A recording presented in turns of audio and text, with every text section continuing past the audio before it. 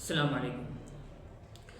ہم آزادی کی بات کرتے ہیں تو اس میں سب سے پہلے یہ بات آتی ہے کہ مغرب کس آزادی کی فکر پیش کرتا ہے اور اسلام میں کون سی آزادی ہے۔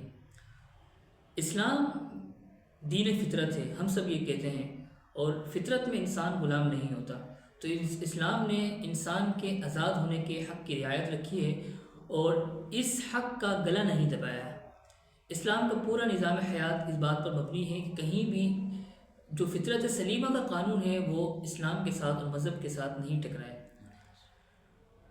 آزادی کی اگر بات کی جائے تو ہمارے سامنے وہ مشہور مثال اور واقعہ سامنے آتا ہے جب ایک صحابی رسول ربیع بن عامر نے رستم کے دربار میں یہ بات کہی تھی کہ اللہ تعالیٰ نے ہمیں اس لیے بھیجا ہے لنخرج من شاء من عبادت العباد الى عبادت رب العباد۔ دنیا میں اس وقت دو عالمی نظام قائم تھے، ایک قیصر کا اور ایک کسریٰ کا۔ دونوں نظام کے بارے میں یہ لکھا گیا ہے، مصنفین نے یہ بات لکھی ہے کہ قیصر اپنے عوام کے اوپر ٹیکسوں کا اس نے ظلم لدایا ہوا تھا۔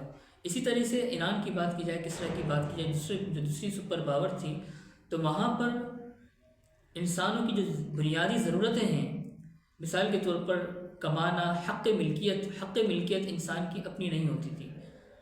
حکومتی کارندوں کو اختیار ہوتا تھا کہ وہ جائیں اور جانے کے بعد جو گھر ان کو پسند آئے، جو پراپرٹی انہیں پسند آئے، اسے اپنے قبضے میں لے، حتیٰ کہ خواتین کو مباح عامہ قرار دیا گیا اور خواتین ہر ایک کی مشترکہ ملکیت سمجھی جاتی تھی۔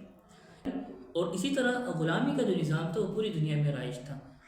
اسلام نے اس غلامی کے نظام کو نہ پروموٹ کیا ہے، نہ اسلام نے اس غلامی کے نظام کو لایا ہے۔ یہ ایک عالمی سسٹم چل رہا تھا، اسلام نے اس نظام کی حوصلہ شکنی کی ہے اور رفتہ رفتہ اس نظام کو ختم کیا ہے۔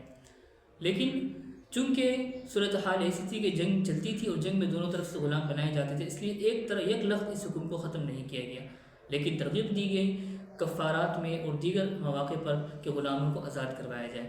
تو لہٰذا آپ دیکھتے ہیں قرآن مجید کی آیتیں اور حدیثیں ہیں جس میں جگہ جگہ ترغیب ہے اور اللہ تعالیٰ کا حکم ہے کہ فلانے کفارے میں اتنے غلام آزاد کریں، غلام کو تحریر رقبۃ مؤمنہ، تحریر رقبہ کا حکم موجود ہے۔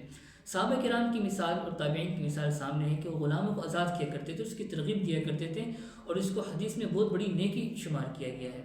اس سے اندازہ ہوتا ہے کہ غلام کا نظام اسلام نہیں لایا، یہ نظام پہلے سے تھا، اور جو عالمی قوتیں اس وقت موجود تھی اسلام کے آنے سے پہلے، اس میں ایک تو مروجہ اس وقت کی غلامی کا تصور تو تھا ہی، اس کے علاوہ جو آزاد انسان تھے ان کو آزاد نہیں شمار کیا جا سکتا۔